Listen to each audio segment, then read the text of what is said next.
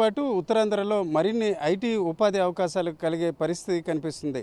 ఇప్పటికే కొత్త ప్రభుత్వం వచ్చిన తర్వాత పెద్ద ఎత్తున ఐటీ కంపెనీలు వస్తున్నాయి. తాజాగా చూసుకుంటే ఇన్ఫోసిస్ 20 ఎకరాల్లో సొంత సంస్థను కూడా ఏర్పాటు చేయడానికి సన్నాహాలు చేస్తుంది. ఈ మేరకు ఏపీ ప్రభుత్వంతో ఇన్ఫోసిస్ సంస్థ కూడా మాట్లాడడం జరిగింది. ఆ క్రమంలో 20 ఎకరాలను విశాఖలో ఇన్ఫోసిస్ కంపెనీకి కేటాయించడమే కాకుండా దీనికి సంబంధించి ఉపాధి అవకాశాలు కల్పించాలన్న ప్రతిపాదనపై కూడా చర్చలు కొనసాగుతున్నాయి.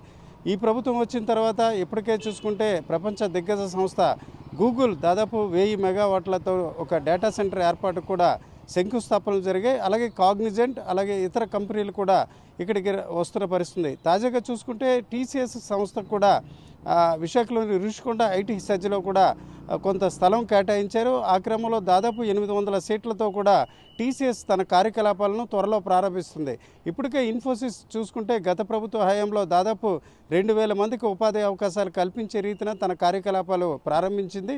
మరోవైపు ఈ 20 ఎకరాల స్థలాన్ని కేటాయించడం ద్వారా ఇన్ఫోసిస్